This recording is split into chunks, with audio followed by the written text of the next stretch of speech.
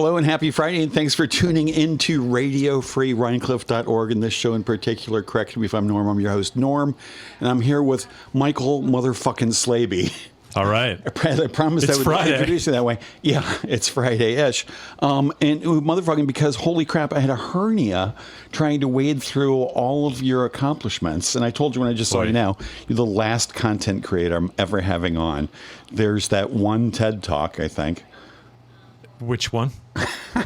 That's right. There's numerous TED Talks. Thanks for playing ball, Michael. And a book. There's a new book out. Last year, yeah. Last year. For all the people. New for me. Yeah. If it's new to you, it's new. Yeah, and it's called For All the People, and there's a long subtitle. Yeah, it's about the relationship between civic systems and public media, and the reclaiming of our civic life. Reclaiming of our civic life. Yes. From what? Where to go? Why do we have to reclaim it? Well, I probably am not alone in this room thinking that the way politics and civic life are currently working feels a little dysfunctional. That on the heels of a sort of increasingly hyper-partisan political environment, media systems that don't feel like they're well designed to serve us or inform us, that participating in civic life feels hard at best. It's something that people are starting to avoid in a lot of conversations, and a system of self-government that is predicated on all of us participating doesn't work that well if we all start to opt out. Okay. Participating in civic life. I mean, I participate in civic life here in the small town. Yeah. It seems pretty easy and accessible. Do you mean participating in sort of like national civic life or political civic life? Or I think there are political elements to civic life. Things like voting and elections are sort of they've become a very dominant feature, I think, particularly of national political life. That elections, democracy equals elections is sort of like a cultural equation that is sort of shortchanges what it means to participate in civic life. I think, going to community meetings and being part of community groups and being involved. I'm a volunteer firefighter in Rhinebeck. Being involved and accessible and being of service to your community are all ways of being involved in civic life. And those tend to feel more, in my experience, more productive at a local level than the sort of like pretty tough, dysfunctional national conversation. Right. When you go to, the park and you do a cleanup thing. Yeah. And after an hour, you're like, wow, look at all the leaves we cleaned up. Look at all the sticks we grabbed. Yeah. And so you see it's very practical. It's tangible, and you can feel progress. You can work together. Yeah. Which are things that feel hard. You meet neighbors. Yes. Which is also good. So that's why I asked, because on a local level, participating in civic life seems very accessible to lots of people. And you do it. You said you're a volunteer fireman, but you're also an EMT, right? Yeah, primarily. I am.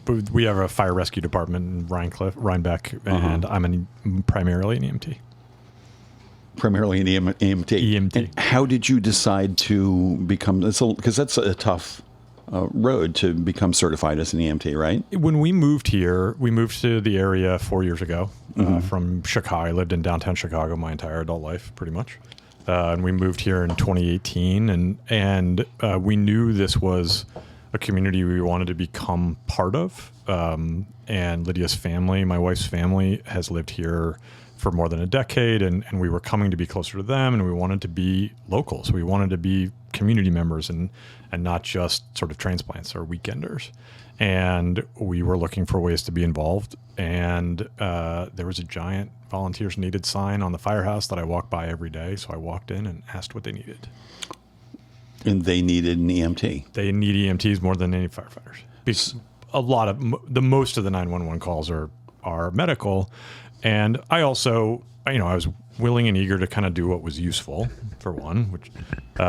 And I also have a background. I was an outward bound guide of sorts when I was younger, so I was a wilderness first aid responder. So I had some interest in this. When I was younger, I wanted to be a doctor, and even as a pretty young kid, I wanted to be a trauma surgeon specifically. Oh, wow. Which is a strange thing for like a 10-year-old to want to do. I have since learned. I didn't realize it was strange at the time. It was just what I was excited by. And so I was willing and ready to jump in and do what was required. And did you watch like MASH or something? How did you decide to be a trauma surgeon? I don't know. I definitely watched ER when I was younger. Right. And I think there was something, part of what appealed to me is I like hard problems in general. I like I am intrigued and sort of excited about complexity. And I'm pretty calm. And I felt like it was an environment that I'd be good at. It felt like a type of medicine in particular, a type of service that I would excel at. And how are you doing? How do you self-assess on how you're doing so far as an EMT? As an EMT? Yeah. I think I'm doing all right. And you said you like hard problems. I'm going to jump ahead here. Sure. I signed up for your newsletter. Thank you. 7 Bridges. Appreciate it. Why is it called 7 Bridges? All right. So it's a couple of references. The Königsberg Bridge problem. Yes. Hard problem. Hard problem. So one of the sort of underlying sort of structural reasons why media has changed and information has changed over the last decade or two has to do with broadcast systems and systems that were generally designed to communicate in a single direction getting converted into a network, into a graph, getting sort of there was a lot of talk in the media landscape in the sort of 90s and early 2000s about fragmentation. And as the rise of social media started to change how information and content gets shared, where we discover it, those fragments began to be interconnected into a network, into a graph.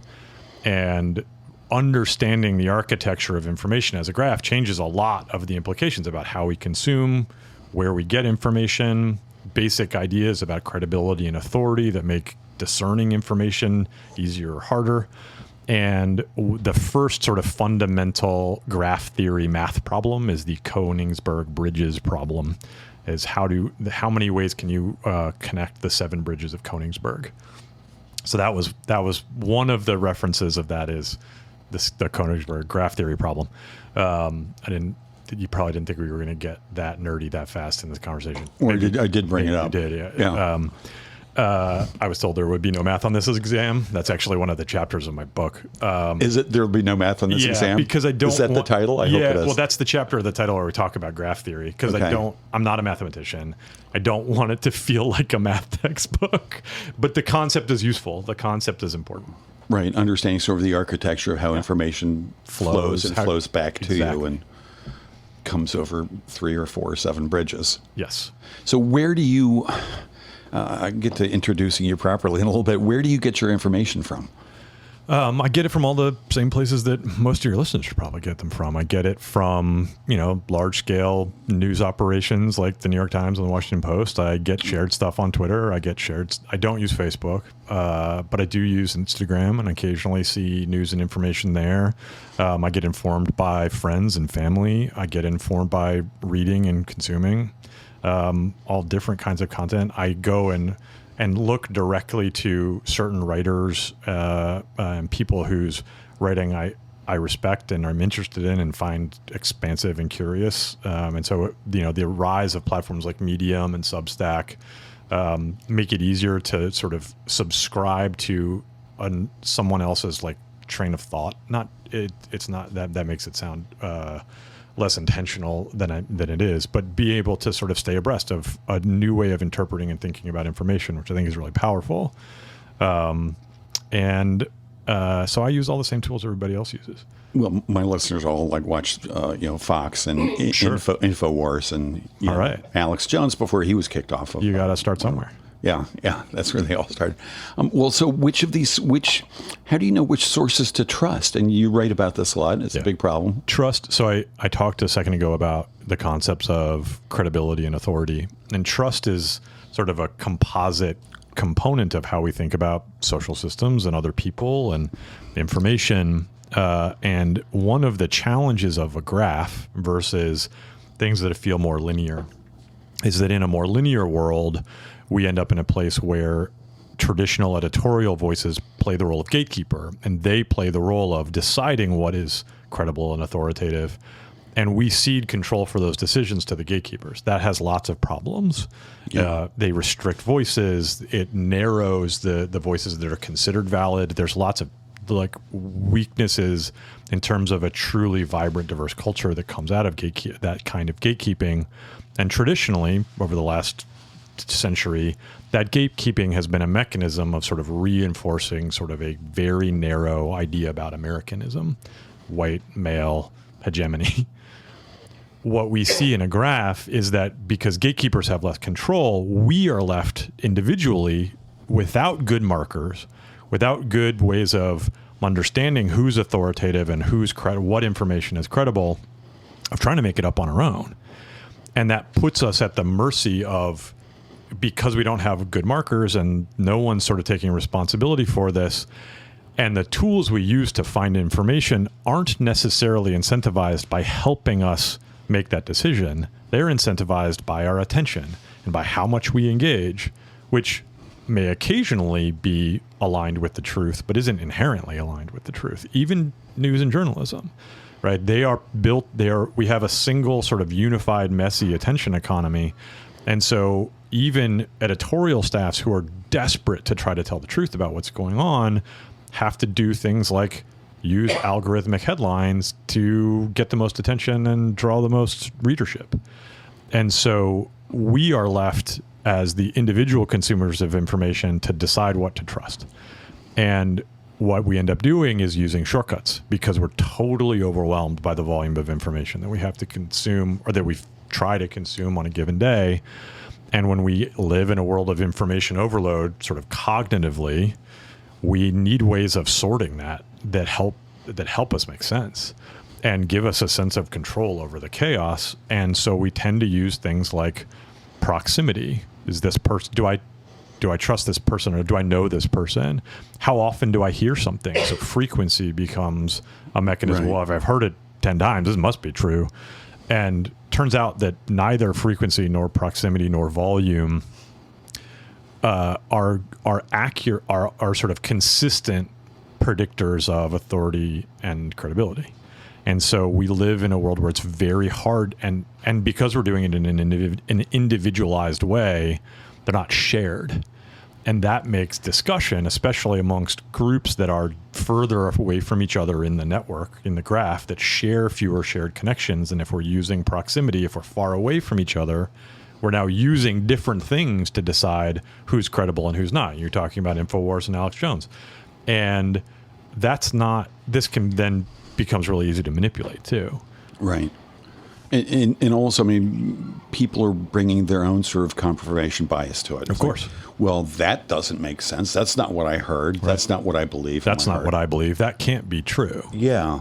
It's hard to be confronted by countervailing opinion and information. It's challenging. Yeah, it's tough. It's a major, major problem.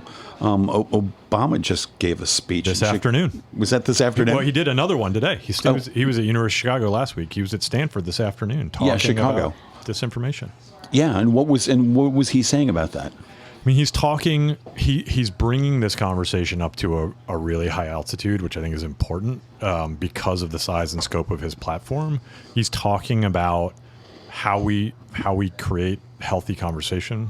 How do we build community online? How do we use information to actually build bridges and create a broader sense of community and understanding and empathy, and not just be at the mercy of systems whose design and economics aren't meant to build community. They're not optimized for those things. They're optimized for individual engagement. And he mentioned today, he's talking about feeling like he missed something toward the end of his presidency about sort of the power and our susceptibility to mis and disinformation, just how sensitive and sort of challenged the information environment had become, that he wished he had sort of latched onto sooner. And I've done something about, presumably. Yeah, I mean, I think, at the time, I think the kinds of things he's talking about are the kinds of things that people in the space who study media have been talking about for a while. There, some of the loudest early voices, like Evgeny Morozov, wrote The Net Delusion in 2011. Rebecca McKinnon wrote Consent of the Networked in 2012, so more than 10 years ago. And these are voices that have been talking about some of these structural canary in the coal mine voices for a decade. And the good thing is now we're getting to a sort of cultural tipping point, I think, where things like understanding regulatory environments. He was talking today about Section 230 and dealing with the FCC, which I think is, deep in the weeds of sort of communications policy, but is the level of nuance that is required for something that's super complicated. And I think that's one of the hard parts about the challenges that we're facing in lots of dimensions, is that the society has become more complex. The information landscape that we're talking about is, in fact, I would say, better than an old information landscape with fewer voices and much more hegemonic control over what's valid. However, it's also wildly more complex and messy, and we need help for it to be productive. It needs to intentionally do things like build empathy and community. It won't do that inherently or naively. And I think that's the warning that some of these other voices were giving us in back 11, 12, which is sort of the heyday of like a techno-utopian naivety kind of about the power of these tools was, they're inherently going to lead to greater empathy and better community, and Western liberal democracies are going to like overrun everything, and the Arab Spring is magic. And there's a lot of magical thinking in that. And it's going to take work for us to publicly articulate like broadly what we need and want from greater connectivity if we're going to actually get it. And I think we can, but that's work. And I think what is good about the president talking about these things and using his unbelievable platform for is starting to push on making that work a priority, because we're going to have a tough time solving other super complicated challenges. Global ones in particular, if we can't talk to each other.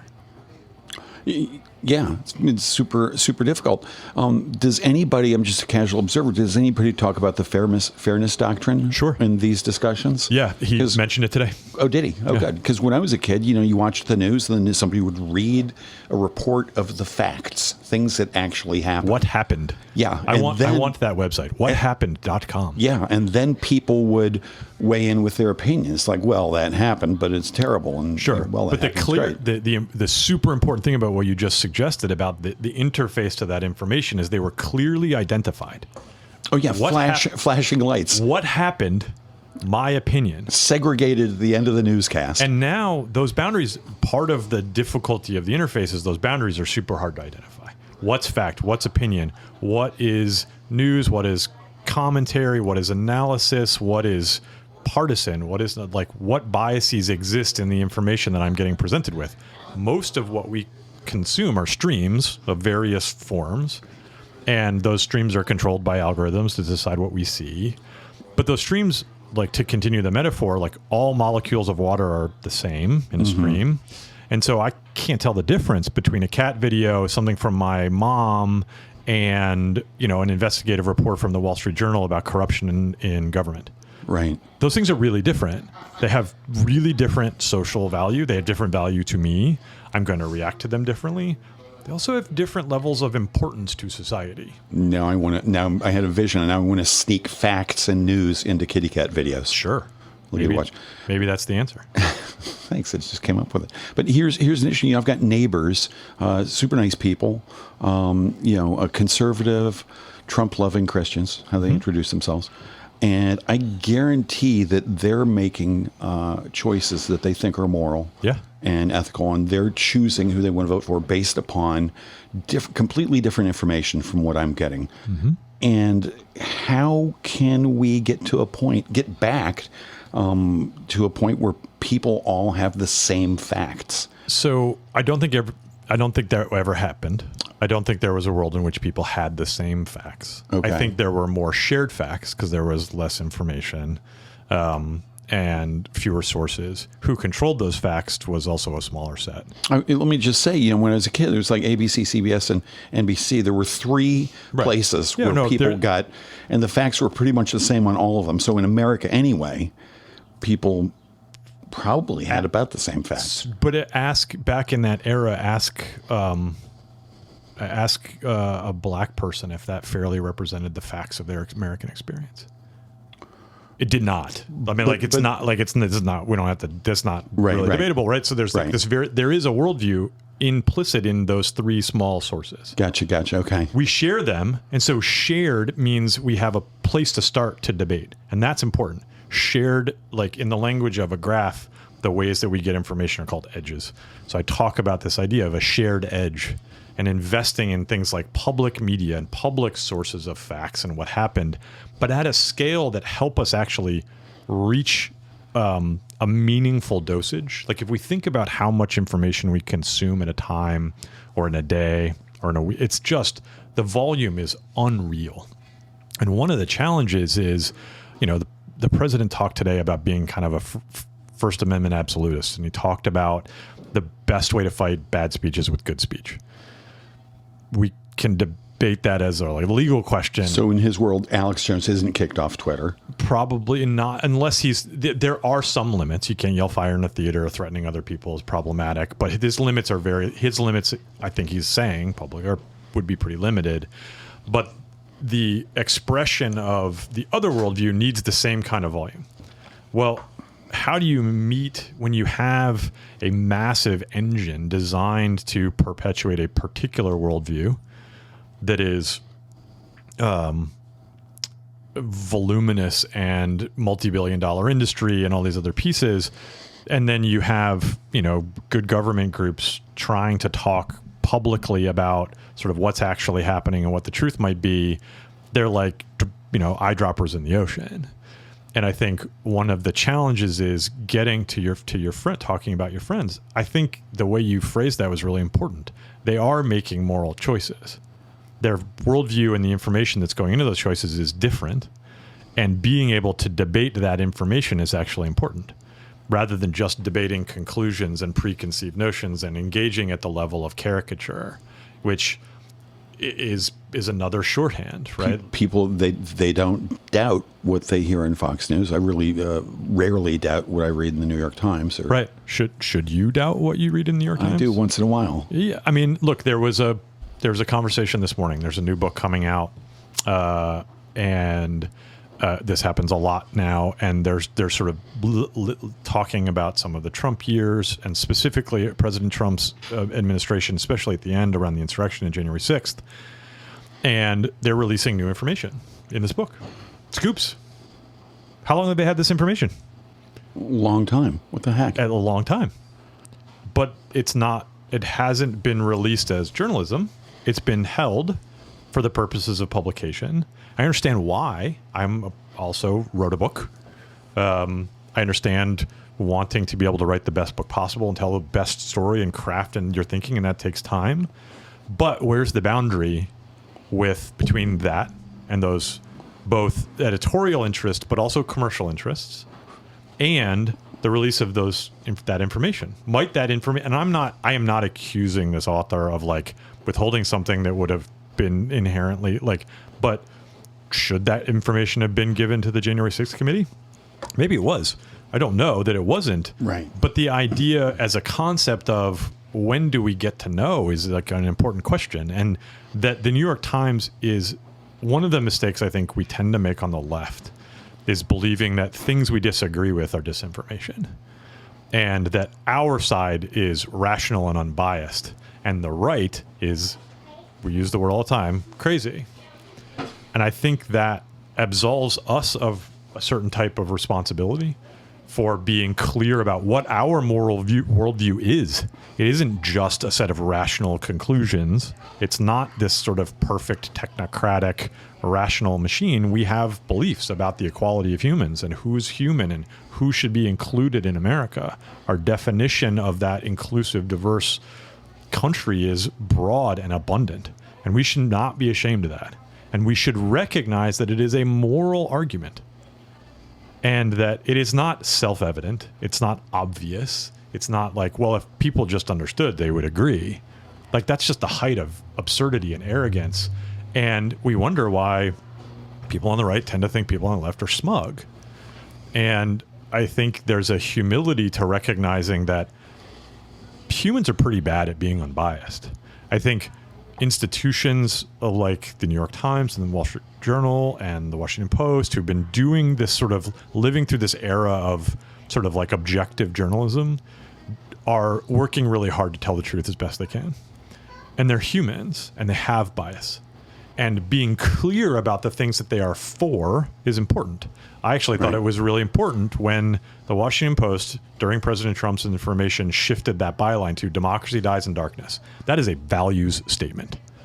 Like a value of transparency, a value about why we believe in democracy and what their purpose is in society. That's not an unbiased statement. No. And so that's okay. That's not wrong. It is a choice about how we want society to function that we buy into, and being clear about those things and having some conviction and clarity and articulating those things with power and strength and unapologetically is actually really important to helping people understand how we see the world and what we want for everyone. And those kinds of conversations, those kinds of moral conversations, I think are really important as part of leadership. Right. Wow. All right. Well, I'm going to take a little break here, as is the tradition. And correct me if I'm Norm. You brought some mocktails. I brought some mocktails. Yeah, which I'm enjoying as I'm treading water, trying to keep up with you. What did you bring to drink? Well, I'll pause the filibuster for a moment. I brought two tasty. So there's this company called Seedlip that has created these non-alcoholic distilled spirits that are really delicious, and they have this. They've engaged in. I'm like an advertisement right now. I hope they hear me say this. Like, send me some free stuff. They all these different, really thoughtful, well-crafted spirits, and then they've gone and engaged with sort of the best mixologists and chefs in the world, and made these like amazing things. And so I grabbed a couple of ideas out of one of their cookbooks. One of them's the sort of like sweet, spicy coconut thing. Really delicious. And the other one's a more like sort of herbaceous, tart, sage, thyme tonic. Yeah. Sure. It's really good. Great. Yeah. I should have checked the names on the what's it called? On the tinctures that you put in this little... on the recipes. That's the word I was losing there. I should have checked the names on the recipes. It probably would have served me better. Yeah. Well, thanks for bringing them in. They're delicious. Good. And thanks to your Mrs. Lydia for bringing in some bourbon. Yeah. Because one of them's even better with bourbon. So I'm just going to start over again and introduce you. Michael Slaby. The motherfucker's not actually your middle name. My mom probably appreciates it. Yeah, good. Well... And here's what it says about you. You're an American entrepreneur currently serving as the chief strategist at New York-based nonprofit Harmony Labs. He previously ran the Chicago-based startup he founded called Timshel. I did. And what is? Tell me about Harmony Labs. So Harmony is a nonprofit focused on media research into the effects of media on society, and it's a place where I've been for the last. We should talk about that. We should talk about that next. I've been there for the last couple of years. I'm now more of an advisor, but we do a lot of work with a lot of different communities and groups to help understand how cultural narrative affects the way society functions, how people consume information, and where. As a mechanism of helping try to improve the landscape of how we're thinking about the tools, but also how we think about building community and engaging with people and understanding how and where they are and how and where these cultural narratives that we live in help us shape the world and shape our worldview and what is good and bad and what do we want. And those narratives have an enormous amount of power. We think about sort of the like Yuval Harari sapiens view of humans as sort of fiction machines, that all of these sort of systems that we rely on are stories that we've bought into, right? Like America is not a naturally occurring phenomenon like gravity. It's a thing. It's a story. Right. And who tells that story? What is the nature of that story has a lot to do with what you think about how America should function, what you're entitled to, who's a member, who's an American. All of these questions are things we have to decide on together, and stories are how we do that. Right. And so how we consume information and where matters a lot to how that works. Amazing. Now, story and storytelling in the last sort of like 20, 30 years, marketing, media, and advertising like really have clued into this or started describing these things as stories. A story. any idea how that happened? I mean, because now everybody is like, Right. oh, we're going to tell your brand story. Yeah. Right. And you even used the phrase content creator when you were, we were talking. When I was cursing you out exactly, for having too much stuff. Yeah, exactly. For giving you too much homework. Yeah. The agency world that drives a lot of that sort of the corporate marketing engine around some of these conversations is like constantly looking for novelty. And so that probably the sort of tilting around storytelling and story is probably both a function of needing to continue to like clarify and understand the nature of the work that they're doing. But also, I think it does represent, like, as this evolution of media has been happening, as we've gone from a channel-based world to a graph-based world, one of the things that shifts is the nature of your identity in the graph is singular. The ability to tell different stories in different spaces has collapsed. And like a really good example from politics is from the 2012 campaign when Governor Romney was talking about 47% of Americans not mattering. And what happened there is at a private function where he was not expecting to talk to the entire world, a waiter filmed him giving a talk. And because what he meant to say was 47% of the electorate's already decided. That's what he had intended. But the language he used was really strong and kind of offensive. It was like saying people don't matter is gross. Yeah. And it confirmed sort of like an elitist bias that people tended to have. And we saw that video and put it on every TV in America. Yeah. That was not we, meaning I used to work for the Obama campaign. And so seeing that the portability of that content did not allow Governor Romney to have different stories of self or identity in different spaces. You have to have this more singular sense of self. And that focuses you on the story of who you are in a way that I think is very, like, makes that story much more important. So you do work advising. You just said you worked on Obama's campaign. Sure. And you're working the digital realm mostly, but also advising on image. And what do you call that? What do the wonks in that realm call that? Your brand image, your personal image, your candidate image, or your story? It probably gets called all of those things in different parts. I just call it strategy, and it's really tied between a connection. There is a chain, organizations and campaigns and brands that are really effective communicators in a world where building community around ideas and around stories is sort of, it turns all marketing into sort of an exercise in community organizing. And so people buying into who you are and why you're here, it matters a lot. And so there's a very direct connection between your values, your mission, your strategy, and your tactics.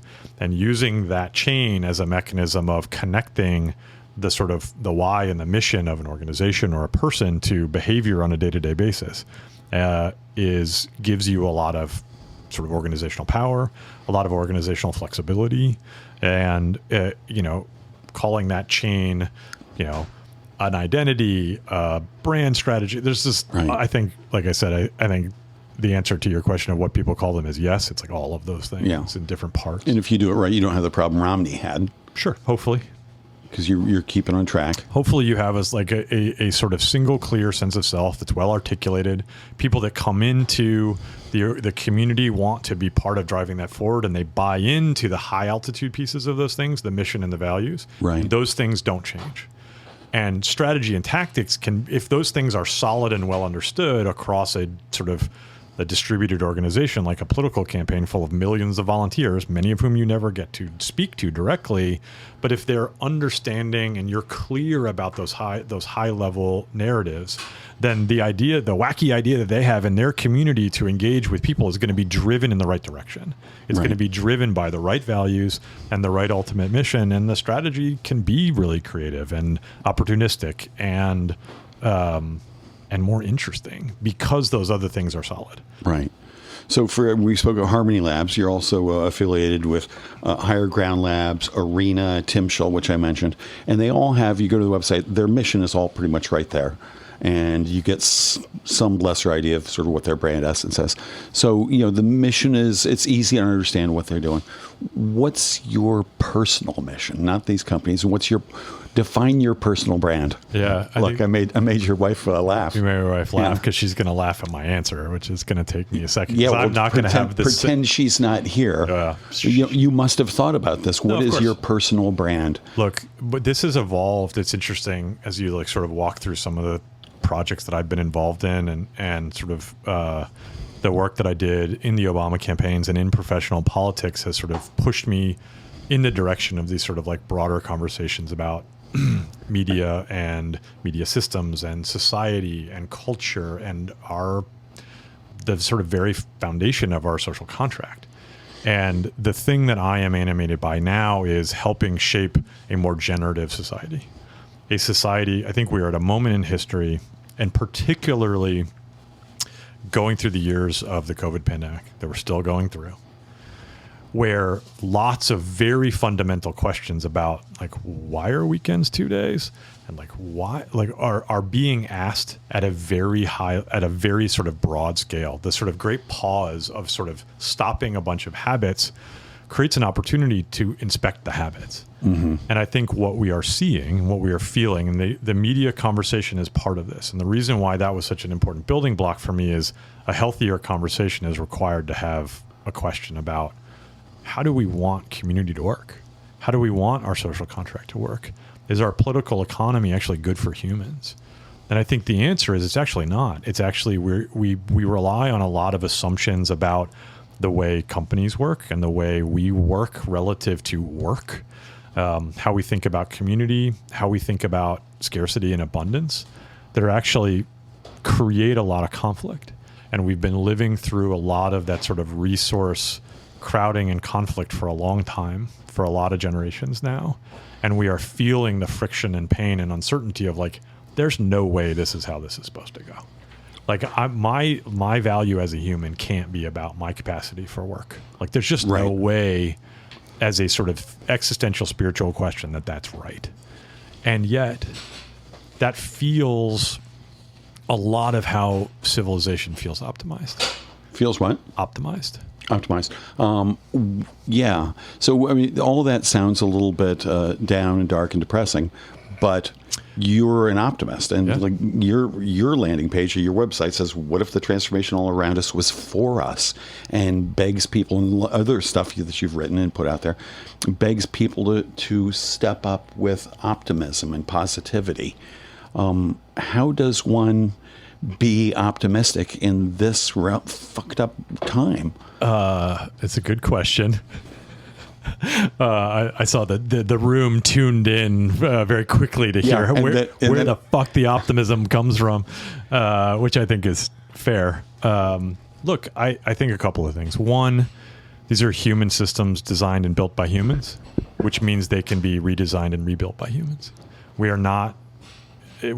are not inevitable things. These are not, we're not sort of agency-less in how we engage with each other, how we choose to consume information, how we choose to relate to opponents, and not calling them opponents instead of enemies is a choice. Like getting the language of warfare out of politics and civic life would go a long way to changing our tone, right? There's some basic things that we can do to shift like how... But we're hurtling so fast in the opposite direction. Sure, but there's lots of us. And we can all behave a little differently anytime we want. Like, and if the people in these systems start to like ask and demand different things and shift, we are the largest player in these systems, right? Like, and so in the graph, the things being connected in the graph are called nodes. There are more people nodes than any other kind of node. So if we start to demand different things, if we start to inspect, wait, I don't want to live in a world where I assume that it's about scarcity and a zero-sum mentality toward the abundance that I see all around us, but that if you get more, I'm going to get less.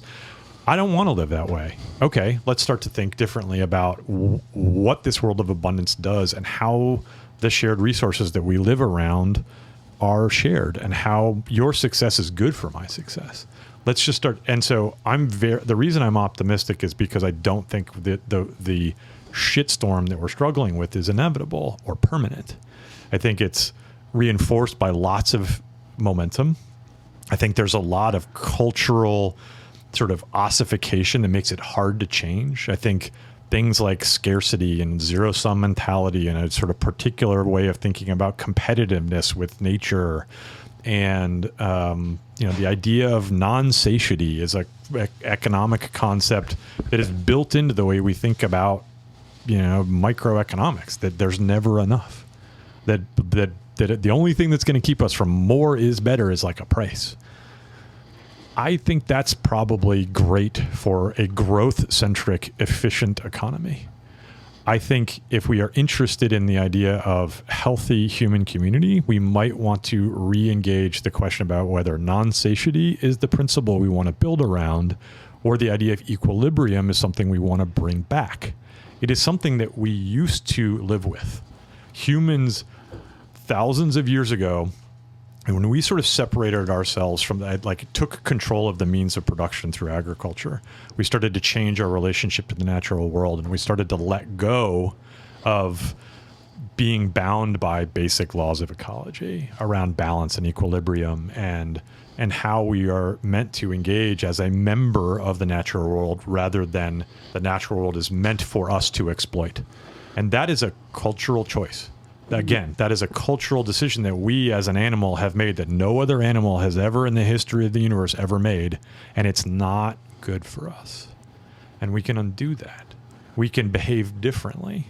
But all these nodes, all of these people, there's more of us than them, but we've been so successfully polarized. Sure. And it's going to be hard to get people back on the same page. Yes, I agree. But you're still optimistic. Yes. God bless you. I'm optimistic because you get along with your neighbor.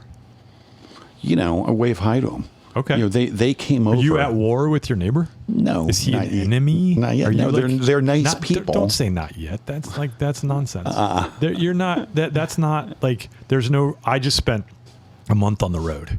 I as part of the sort of amazing sort of way life has evolved for all of us in sort of good and bad and complicated ways the last 2 years. My wife and I really embraced the idea of van life. Oh, nice. And we don't have kids, so it's just the two of us. So we have this little van that we can live in, and we embraced it because we have family in New Mexico that we wanted to see, and the only way to get there that felt safe early in the pandemic was to just have all of our food and have our bathroom and drive. And it turns out we really loved it.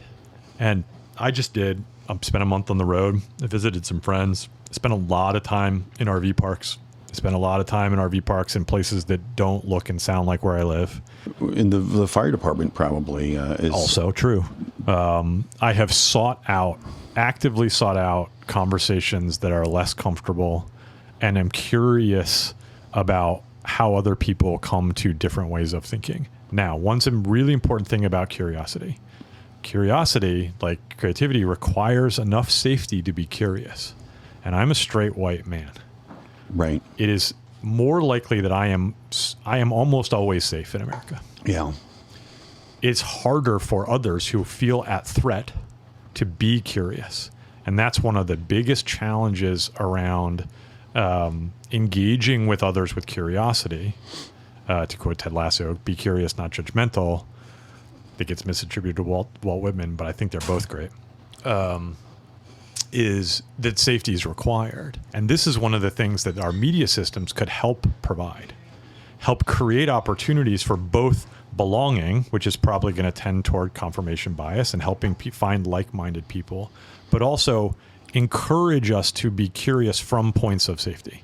And that means like not every node in the graph is going to be friends with every other node in the graph. Right. We're not talking about uniformity or homogeneity or consensus. What we're talking about is enough bridges in the system that every node in the graph is reconnected around the idea that we're all humans. And that's something that we have lost track of. That we can be humans and disagree and be at a distance. Those are complicated tribal questions we've had forever, for hundreds of thousands of years. Right. Long before we got to a point of sort of warfare and hyperpolarization. And so we can have them back, even because of the abundance that, like, there are good things that we have gotten from the sort of misinterpretation of our relationship to the universe around growth and the incredible innovation and wealth that has been created over the last couple of centuries. we are now in this incredible world of abundance, and there are lots of people who are still struggling. But as a species, the abundance that exists that we have been able to create by optimizing for growth and wealth and all this other stuff has put us in a position now of where we can live in this much density and with abundance and not be at each other's throats. We don't have to live in a sort of constant resource war if we choose not to. Right, but I mean, part of the reason that one of the things you point to when sort of saying how we should be optimistic is getting sort of the media outlets working for us for this idea, and they're incentivized to do just the opposite. I mean, like Will Smith slapping Chris Rock makes a gajillion bucks for everybody. Obama's talk on this topic makes nothing for anybody. Yeah, I don't think that many people probably saw it. No. I think it's too bad. I think it's. So how do you get people interested in stuff when they are addicted to the crack of celebrity hijinks? Look, cat video is probably always going to be more fun than like the Wall Street Journal and like investigative report I was talking about before. Like the cat video is probably more fun.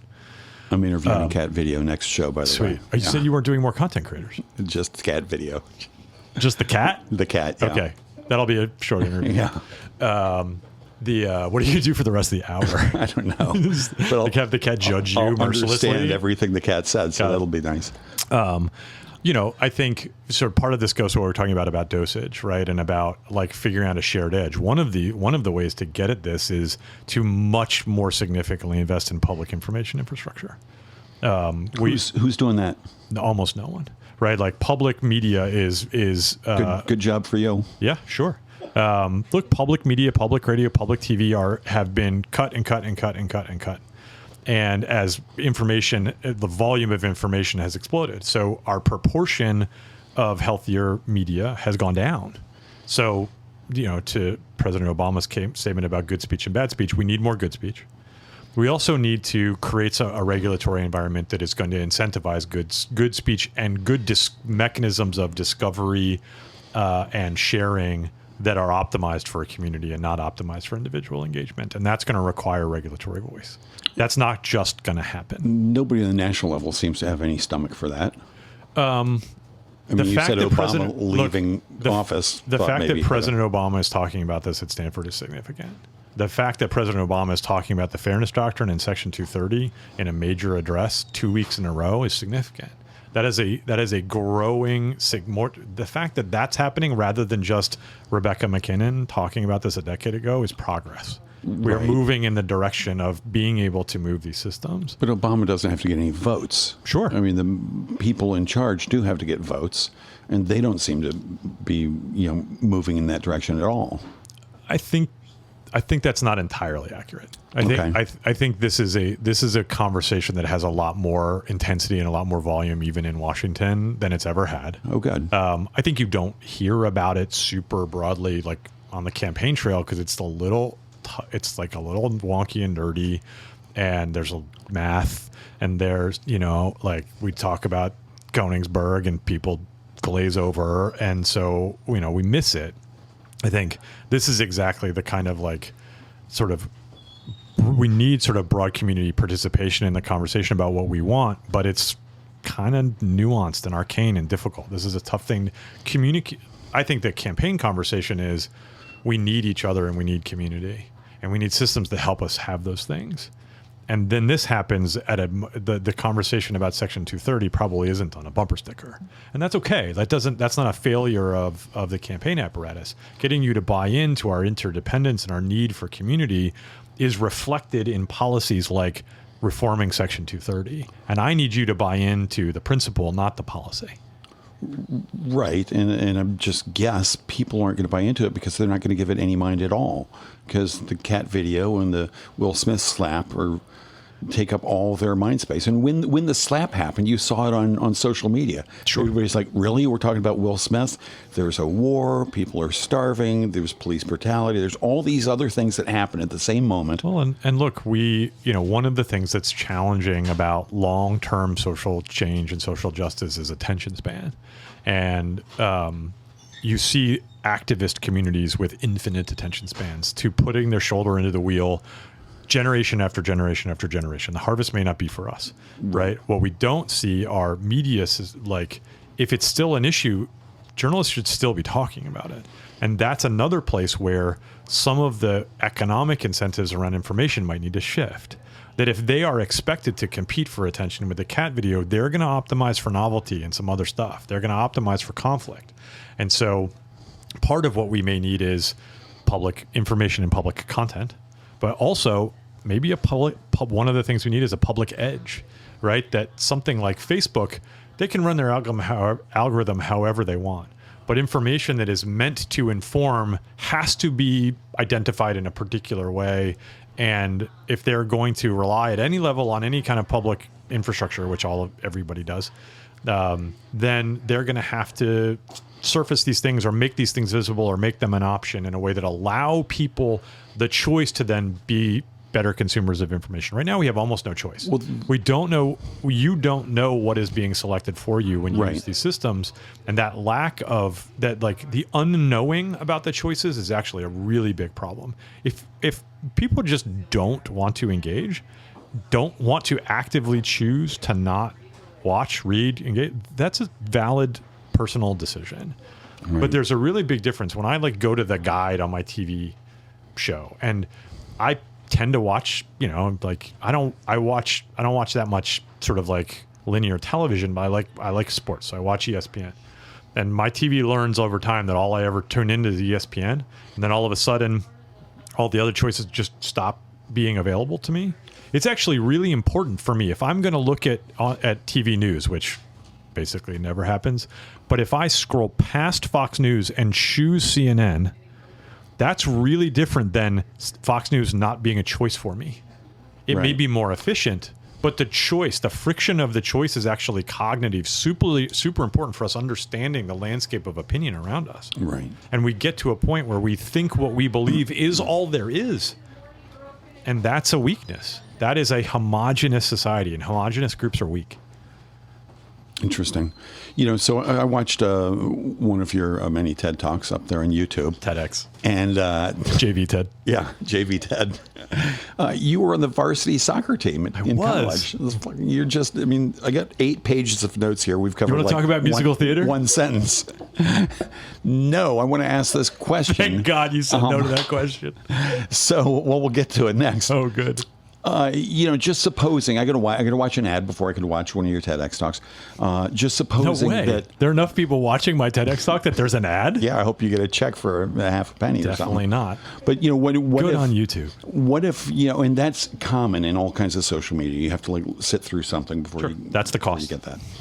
What if those were facts from the Ministry of Information? So this is the exactly like. I know. Thanks. No. I think like, and there's some other things that Hogwarts got right too, right? Like I think when I'm talking about like a public edge that's what I'm talking about. In practice they are required. 1 out of every 10 ad has to be a PSA. Right. But here's the end of my question is. My neighbors would see that. They'd be like, that's bullshit. Those aren't facts. And sometimes I would see it and be like, what is that? That's not truth. Yeah. How would people learn to trust? Slowly. Okay. Good. It's not going to happen in one swing. All right. We're not going to get from where we are, which is pretty dysfunctional. It's pretty hard to talk to people we disagree with. It's pretty hard.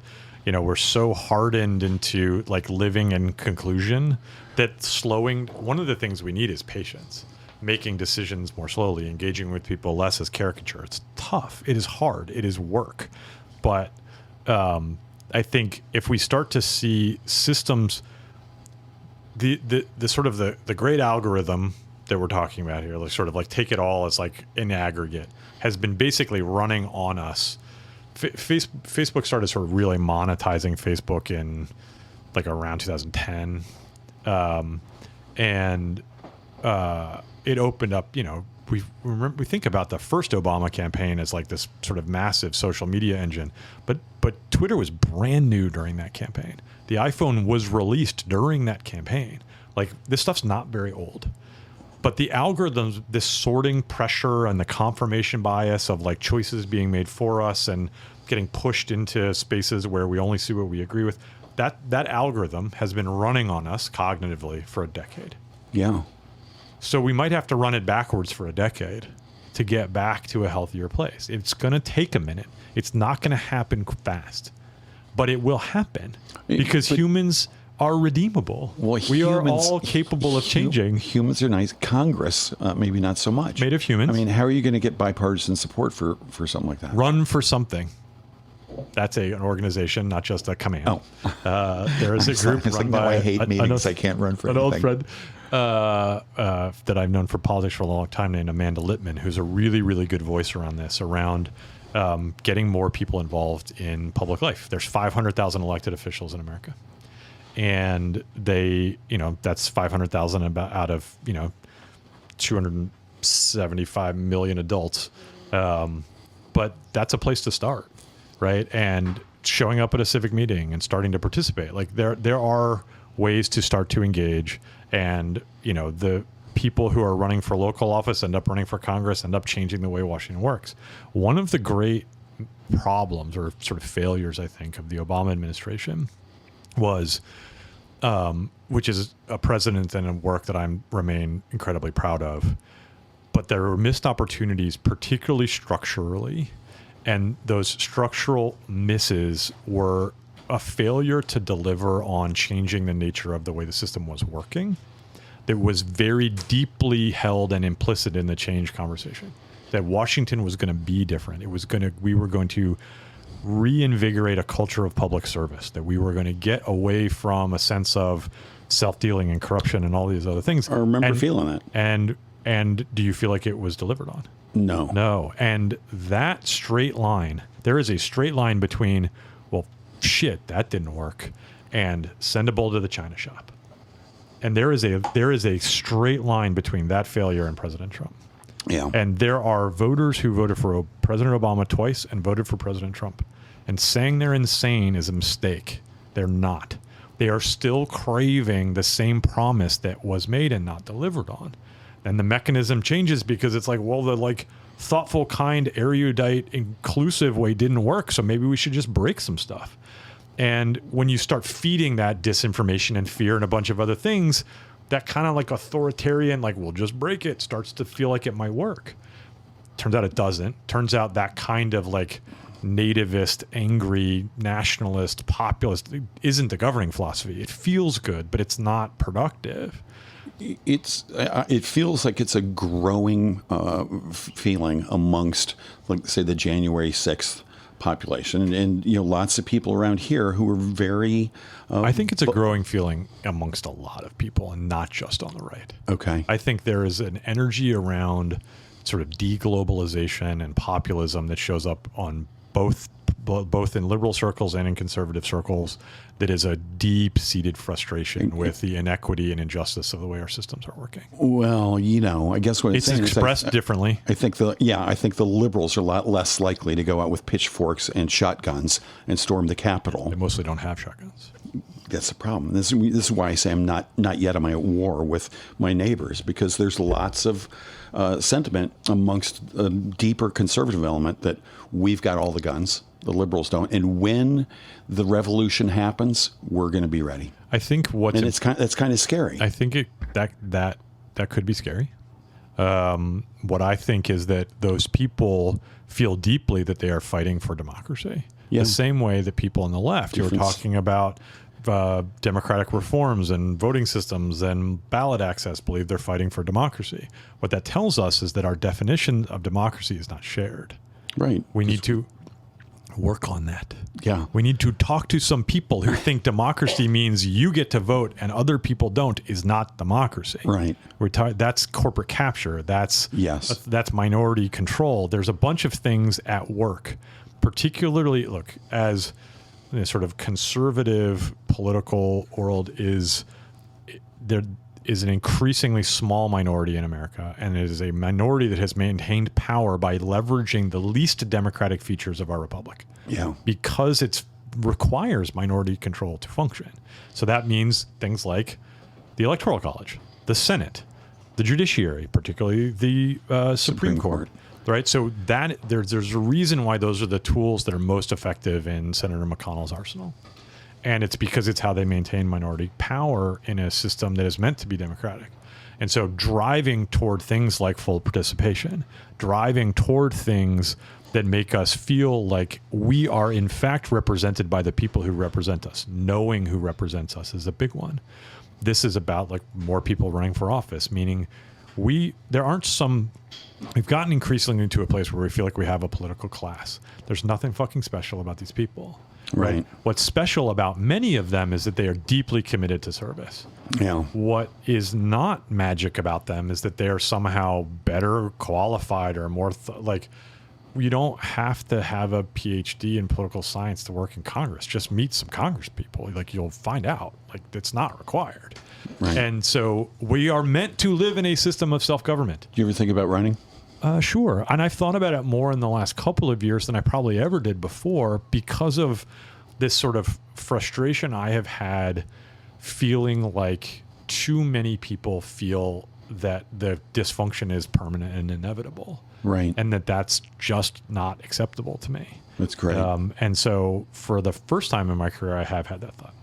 Well, just not acceptable to you. That's a great thought, and God bless you for being as involved as you are. Thanks. And for being here in this show. The hour has flown by. I still only got to half a page of notes. And just thank you so much. This is Michael Slaby. I'm sorry your mom gave you that weird middle name. And thanks for being here, everybody. Have a nice night. Appreciate Thanks it for so tuning much. in. Bye.